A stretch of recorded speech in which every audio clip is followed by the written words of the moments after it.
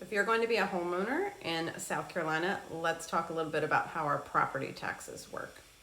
So each state can be very different in how they do their property taxes. For example, I've had buyers coming from New York and Connecticut, and their property taxes are triple or more what our property taxes are here in the state of South Carolina.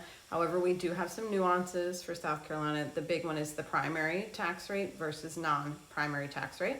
So South Carolina, when you purchase a home, will automatically assume that you are not using it as your primary residence. Welcome to how many rentals and investment properties we have here in the state. And you have to complete an application with them to prove it is your primary residence to be able to get the lower tax rate. We have a 4% tax rate for primary residences, a 6% tax rate for non-primary residences. So if it is your primary residence at that 4%, yes, we have some of the lowest taxes on the entire East Coast. If not, you're at the 6%, not so much. I do have a lot of buyers that forget to apply, even though we try to remind you as much as possible, and suddenly they're calling me going, oh my God, my mortgage just went up $300. What happened? My very first question is, did you apply for your 4% tax rate? And have you checked with your county, if you did, that it actually got applied? The good news is, and this differs from county to county and state to state of when your tax bill comes out, our tax bills from most of our areas in South Carolina do not come out until the end of the year. So you've got a good amount of time if you bought during the year to make sure you apply for your 4%, but it is extremely important that you put it on your calendar, make a note for yourself, and get it done. It's all online now for almost all of our counties. It takes like 5 minutes. You're showing them that you've changed your driver's license or your vehicle registration.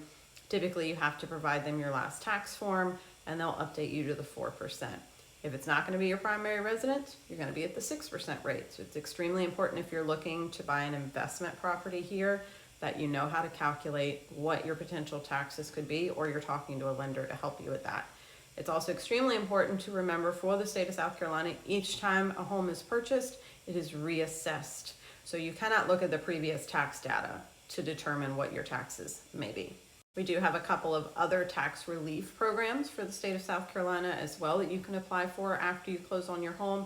The first one is what we call the Homestead Act, which is very different than like the Homestead Act in Florida. Our homestead tax relief is if you are over 65 years old or if you are 100% disabled, you can get a tax reduction. It also freezes your tax assessment. So when they do your assessment on your home, they're going to freeze that value, even though your home is gaining value. But what that allows you is to have very minimal increases in your taxes from year to year.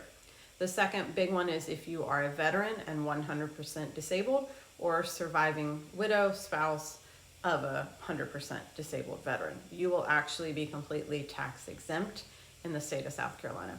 Now, if you closed on your home a few years ago and you start to hit either one of those criteria, you still can apply with your county for them to update it. But either way, it's extremely important, and it's a lot of what I'm doing when I'm doing pre-approvals is discussing with individuals, here's what our taxes are for your specific county, for this specific home, because Zillow, there's no way that they can truly calculate all of that accurately. We wouldn't expect them to. And Zillow wants you to click on their links to try to buy a home with them and talk to their realtors and lenders. So the better the mortgage looks, the more likely you are to click. So always a good idea to talk to your local lenders like myself if you want a truly accurate idea of what your mortgage could be. If you have any questions, feel free to reach out.